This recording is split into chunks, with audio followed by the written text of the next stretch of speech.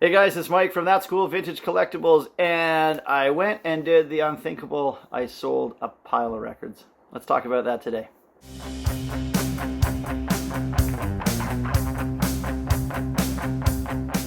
So today's video is talking a little bit about when you reach saturation or you reach the point where it's too much. You just have too much. There's too many.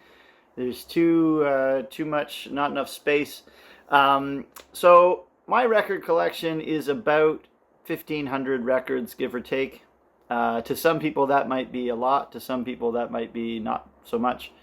But it's about all I can fit in my space here, and it's really realistically even more than I can listen to. So I started to get to the point where I really needed to make some room and make some space, and it was time to cull the herd. And this is a hard thing for collectors to do. I think knowing which ones to pull and to get rid of is difficult. I think it's a really healthy thing. I think it's a good thing to go through once in a while. I'm doing it actually basically in every aspect of my collecting right now, going through, and I think you should evaluate and trim every once in a while and keep things where it's at the best of the best and the stuff that you enjoy the most.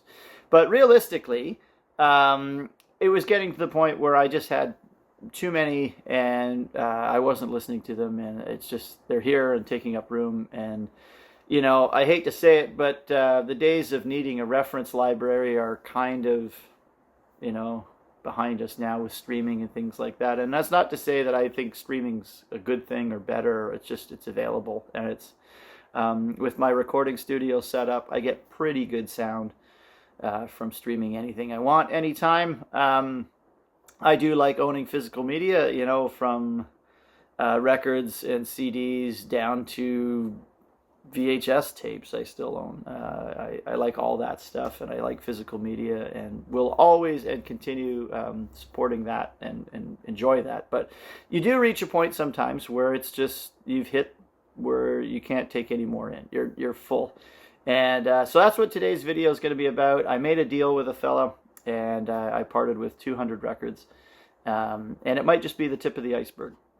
So I started doing the math on this a little bit. If I listened to one record in my collection every day, it would take me close to 5 years to get through the entire thing. And that does not include CDs and other types of media. That's a lot. And unless it's a record that has multiple songs on it that I'm really, interested in, chances are even when it would come to that record, I'd probably listen to one track off of it and move it on. So it got to be a question for me. Is this necessary? Is this, I think it's a point every record collector eventually hits. And I've been here before. I've sold records continuously for years, and thinned out, and I've had it where it was a lot worse than that, and I've sold off pieces of the collection. So you do get to a point where I think it's just too much, and it's not necessary. And more and more, I want quality over quantity. I know when you start collecting, you just want to accumulate. You want a large record collection, and you want it now. And when I started collecting in the 1990s, records were very inexpensive. In fact, people were throwing them out, and I would come and take them. And I got into records because CDs were so expensive at the time, and I thought, well, here's a good alternative. And I really liked the sound, and I liked the artwork and the whole thing that comes with a record, tactile differences. But I really did think the sound was something that was, to me, pretty interesting. I think CDs sound really good too. I'm not one of those guys that say CDs sound bad. I think if you get good, well produced CDs and great mastering CDs, they sound fantastic. So I'm not one of those guys. I like both. But records were available and cheap, and when I was a teenager and didn't have any cash, this was perfect. And so I just accumulated. I was just like, I'll try that band. I don't know who they are. I'll listen to them. And some of it stuck with me, and others didn't. But I've kind of never really left that mindset. So if I see a cover or an album I've never heard before, and after 30 years of collecting, if I find a record I've never seen any time or anywhere else, I tend to pick it up just to try it out. But now you can preview things like that before you buy it. You can stream it before you buy it. You can decide if it's something you want to have as a physical copy. And a lot of the stuff I was doing that with, it just hasn't stood up over time very well. And so it's time. So I called a guy that, I didn't want to just, it's too difficult, time consuming, and I don't have the storage to just part this out an album at a time, especially albums that are like $5 records. I don't have the time to do that. So I called a guy, took all of the stuff that was of sort of lower grade, lesser quality, more common albums, titles.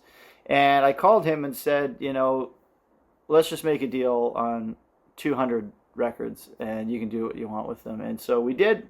And I think it worked well for both of us. I was very happy with what he paid me. And it was a great move for both of us. And he gets inventory and stuff for what he's doing. And I get space and cash. So and a one-shot deal where it's a big lump sum of cash and no messing around or mucking around with shipping and things like that. Albums that are more expensive, I do have an eBay store. I'll put them through there.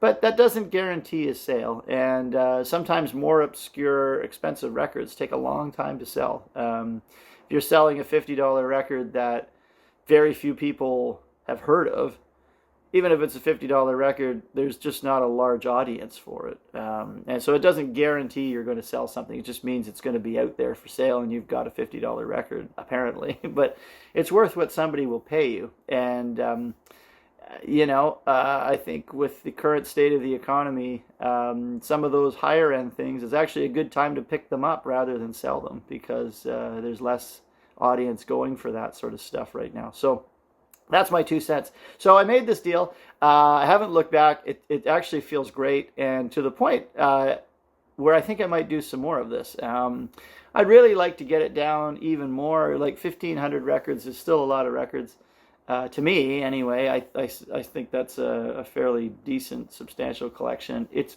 pretty good stuff, I think.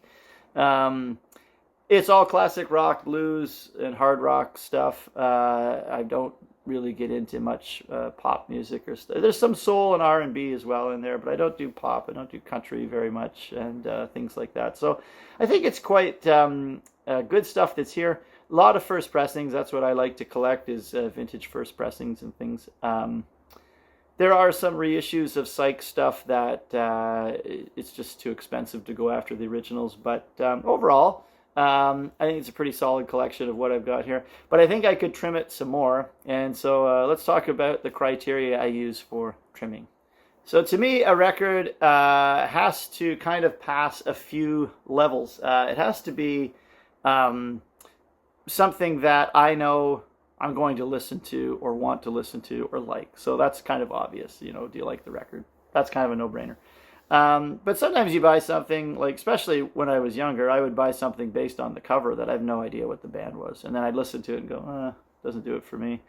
But yeah, so I've got to like it. I've got to be into that artist. I'm somewhat of a rock and roll historian as well, as you probably know from this channel. And I do teach in schools sometimes. And I like to have examples of historically important records as well. So sometimes, even if I'm not a huge fan of a certain record, if it's got a lot of significance to the influence of rock and roll and things like that, sometimes I like to have those just on standby here, just to use as examples for lecturing and things like that. So those are a few things. And then as I get to it, just in my personal collection for a record, 3 songs tends to be my criteria. If there's 3 songs that when I look at this record I identify with and think, oh yeah, I like those 3 songs, it's gonna stay. If I look at the back of the record and I can really not remember what it sounds like, or I can't really think of what songs I like off of it. I probably haven't listened to it very much, and that might be one that doesn't need to stay. So that's kind of what the criteria I use. I look at the back and say, do I recognize or am I interested in this based on the 3-song rule for me? If it had 3 songs that I really like, that's worth keeping to me, and that's a record I'd probably like the rest of. If there's one song on it that was kind of a one-hit wonder type thing, then it may or may not stay, depending on what it is. So there you go. That is the criteria I've used just to start thinning things out a little bit. And I guess you could throw in value as well. Like sometimes you have a super expensive psych record that really doesn't do that much for you. Maybe I'd rather have the money. So the other way I look at things is if what the record is worth now, would I pay that to buy that again if I had to? If I sold it, would I buy it back for that price? And if the answer is no, then it's going to go as well. So this is the great record call of 2024. And as I said, I did this one other time, and I did rebuy some of it. I'm guilty of that. I did rebuy some of it. But I think I'm at a different space now, and I think I've got some clarity on how I want to do this. So this can be something you can do in all elements of collecting. I'm doing the same thing with a few other things I have here, CDs as well, sports cards, comics, the things that you collect and you accumulate, and then after a while you go, what's resonating with me still, and what is not. And if I could stress one thing to people learning or getting into the collectibles world, quantity feels great. It's nice to have lots of collectibles, and if you're collecting something, it feels good to walk into a space that's full. And but if you can go with quality over quantity, you'll be happier in the long run. Your items will hold their value a lot better. They'll be the ones that people are after, even if the genre of what you collect sort of changes or dries up or is not as interesting. The higher end stuff still will be, because there'll still be those people that stayed in it, and it'll be the best of the best that continues to be valuable and important and significant. So that's my advice for collectors. Buy the best that you can afford, and what you like. Buy what you like. So if it is, if the bottom falls out of it and it's not worth anything, that you're still happy to have that. It has some sort of significance to you and importance to you. Maybe it's a sentimental record that you remember a certain time or a certain event that happened around that. So sometimes a record can be not worth much, but the sentimentality of it keeps it valuable. So things like that. But this has been a great exercise for me to go through. I don't feel like I'm missing anything. It just has been actually kind of refreshing, and it's actually making me listen to the other stuff more. So I'm a lot happier, and I think maybe this was the right time for me to do this, and I think there's going to be more to come. So let me know in the comments below if you have started to do the same, or if you are thinning out your record collection, or any other type of collection that you're into. But for me right now, this was the right time, and I'm a happy guy. It seems like it was the perfect thing to do right now. So yeah, let me know how you did with that. Thanks for watching. Keep on collecting, and we'll see you next time.